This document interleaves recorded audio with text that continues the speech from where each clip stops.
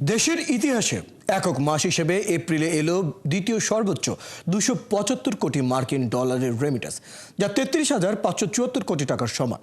আগের বছরের একই মাসের তুলনায় যা প্রায় 71 কোটি ডলার বা 34.7% বেশি। সব মিলিয়ে চলতি অর্থ বছরের 10 মাসে রেমিটেন্স বেড়েছে 28.30%। অনুপস্থিত তরুণের রিপোর্টে বিস্তারিত। মার্চ এপ্রিলের রেমিটেন্সের ঊর্ধ্বগতি খুবই আশাব্যঞ্জক। এপ্রিলে 275 কোটি 20 লাখ মার্কিন ডলারের রেমিটেন্স এসেছে দেশে। একক মাস হিসেবে এ যাবৎকালের দ্বিতীয় সর্বোচ্চ এটি। এখন পর্যন্ত এক মাসে সর্বোচ্চ 329 কোটি ডলারের বেশি রেমিটেন্স এসেছে গত মার্চ মাসে, আর তৃতীয় সর্বোচ্চ 264 কোটি ডলার এসেছিল গত ডিসেম্বরে।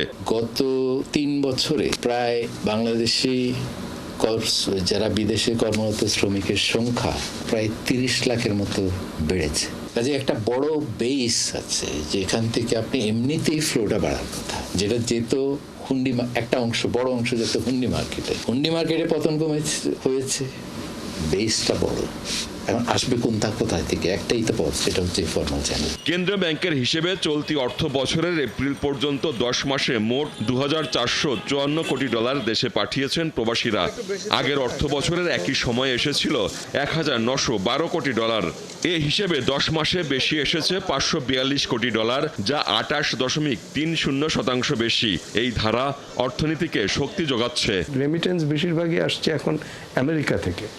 তো আমেরিকাতে তো আমাদের মেহনতি মানুষ গিয়ে কাজ করে টাকা পাঠাচ্ছে না, ধনী মানুষ সেখানে চলে গিয়েছিল বা এই সময় পালিয়ে গেছে, তারা তাদের টাকাগুলো এখন ওয়াইট করছে। এখন হুন্ডির মাধ্যমে পাঠানোটা একটু ঝামেলাযুক্ত, যার ফলে এখন সরকারি চ্যানেলে আছে। আর একটা হলো ডলারের দাম বৃদ্ধি। আগে যেখানে 85 টাকা পেতো এখন 120-22 টাকা পাচ্ছে। তো ইটস এ হিউজ ইনসেন্টিভ, তাই না? সো কেন আমি সরকারি চ্যানেলে পাঠাবো না? কেউ বলতেছে যে ওই আপনার ওইখান থেকে টাকা নাকি আমেরিকাতে পাঠায়, আমেরিকা থেকে পরে আবার এখানে পাঠায়। ওইটা ওই এগ্রিগেট করে ওই ছোট ছোট কোম্পানিগুলো থেকে নিয়ে আপনার এই বড় বড় যারা নাকি ফান্ড রেমিটার মানে পেমেন্ট সিস্টেমের কোম্পানিগুলো, তারা তাদের কোম্পানির তো সবথেকে হেড অফিস তো বেসিক্যালি আমেরিকাতে, তাই না? ওখান থেকে পরে পাঠায়। সুতরাং দেখাতে হয় যে এটা আমেরিকা থেকে আসছে।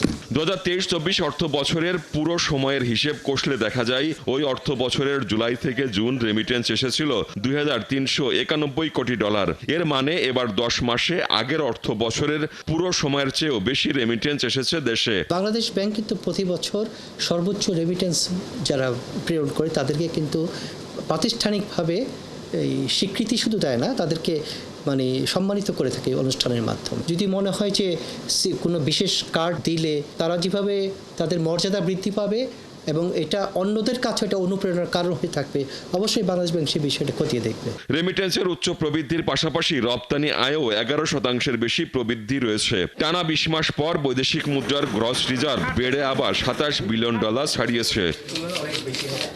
অনুপস্থিত তরুণ, 71, ঢাকা।